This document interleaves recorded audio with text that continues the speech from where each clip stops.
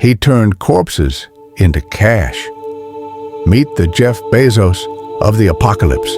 While Europe burned in plague and panic, one man built an empire, not with swords or armies, but with lies, masks, and miracles in a bottle.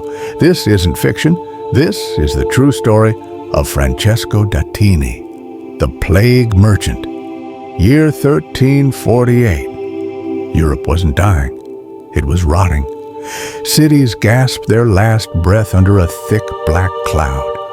1 in 3 people would be dead within a few years. Priests dropped holy books to bury their own. Rats scurried over corpses. And in this chaos, one man didn't run. He wrote numbers. Francesco Datini, a cloth merchant from Prato. Not noble, not holy, just clever. He watched as trade froze, crops withered, and people screamed for salvation. Most saw a nightmare. He saw a market gap. While Europe begged for God's mercy, Datini sharpened his business plan. He knew something others didn't. Panic was profitable, and he'd sell anything to anyone as long as the coin was real, even if the cure wasn't. Datini's miracle inventory exploded overnight. Vials of holy water blessed by monks who never existed. Powdered unicorn horn that was just seashells and chalk. And his bestseller? The breath of Saint Sebastian, bottled perfume that purified the air. It sold faster than he could fake the labels. The people were desperate. They needed anything to fight the invisible enemy. Datini gave it to them at a price. 1 bottle, a month's wages. 2 bottles, a year's hope. And he knew hope was the only thing more contagious than the plague. His letters show bulk orders from Florence and Avignon. Merchants begged for restocks.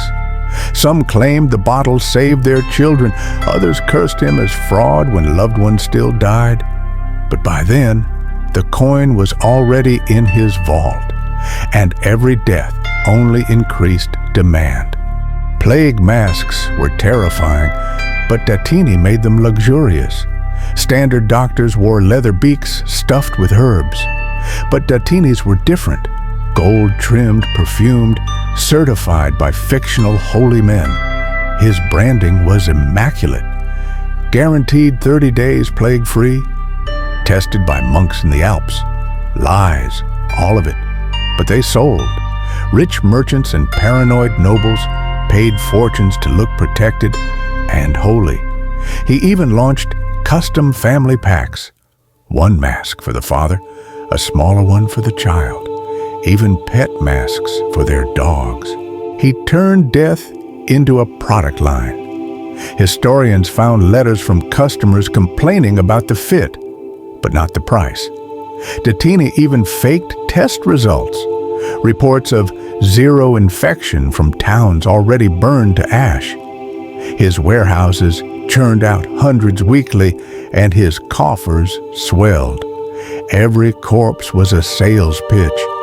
Every funeral, a marketing opportunity.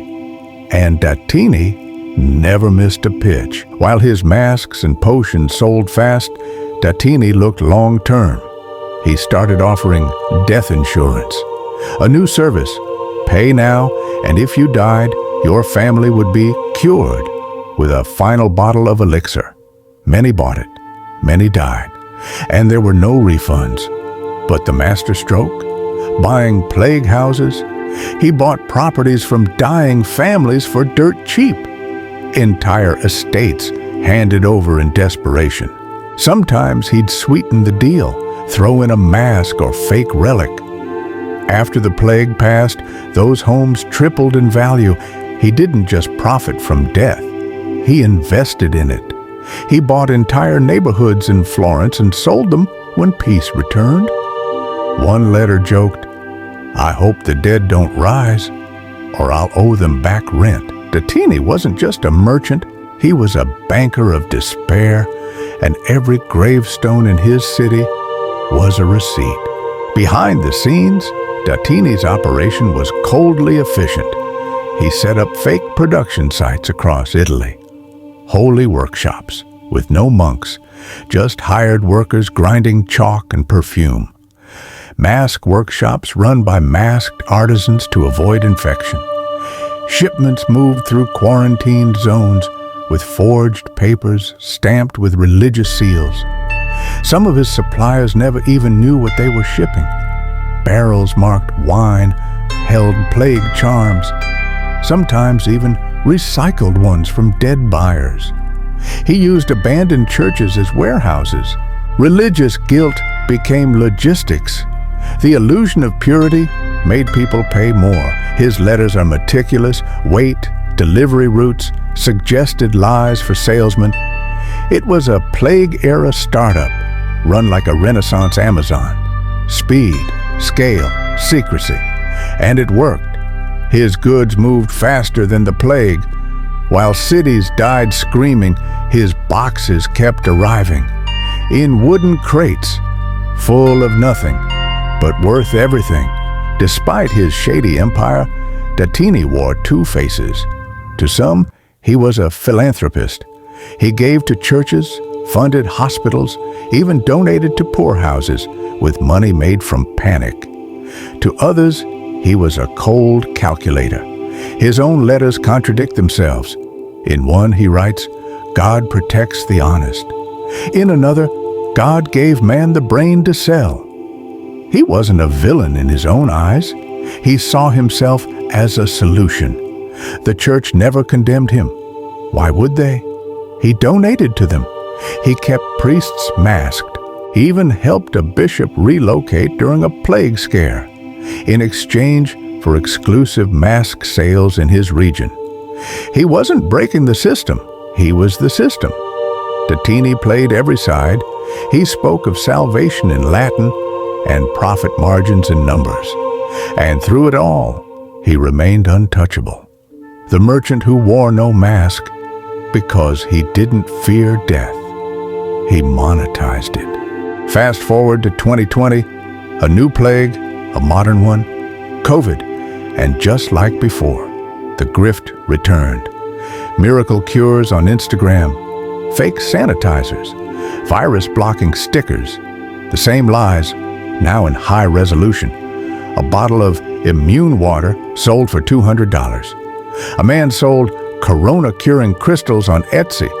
One woman bought 50 spiritual herbs that did nothing but smell weird. Just like Datini's vials, just like his masks. The difference? Now it had hashtags. Fear is timeless, and so is the hustle. Datini may have started it, but we never stopped. For every pandemic, there's a Datini ready to sell hope, not truth, just something to cling to. We didn't learn from history, we mass-produced it. And if you look closely, maybe the plague masks never left.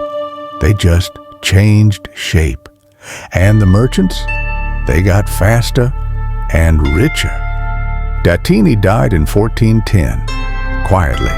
No heirs, no children, just ledgers, maps, and letters, thousands of them. Today, historians call it the Archivio Datini, one of the richest merchant archives in Europe. Inside are contracts for plague mask shipments, receipts for blessed powder, letters from grieving families begging for more. Some call it an archive. Others call it a crime scene.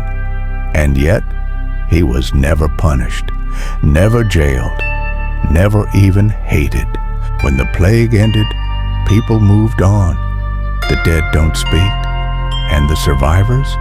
They needed to believe that the bottles helped, that the masks worked, that someone, anyone, had tried to save them. And Datini let them believe for a fee. So here's the question. If your world was ending, if your family was starving, and people were throwing gold at you for fake hope, what would you do? Would you lie to survive? Would you sell miracles to the desperate, knowing they'd fail? Would you become the next Datini? He didn't spread the plague, he just followed it, like a shadow. What makes him different from today's influencers selling health scams, or companies hiking prices on masks? The truth is, the market doesn't reward heroes, it rewards timing. And no one, not kings, not killers, timed the Black Death like Francesco Datini. He didn't sell masks, he sold belief. And belief in times of horror is priceless. Now it's your turn to answer. Would you sell fake cures to survive? Yes, survival is survival. No, not at the cost of others. Depends. Who's buying? Vote, think, debate. Because the next Datini is always out there, waiting for the next panic. And maybe next time, it's not a plague, maybe it's fear, or war, or recession, and maybe it's you. If you enjoyed this story, hit subscribe, because history hides its darkest truths in footnotes. But here, we bring them to light, because behind every pandemic, there's a plague merchant waiting, watching, and counting coins.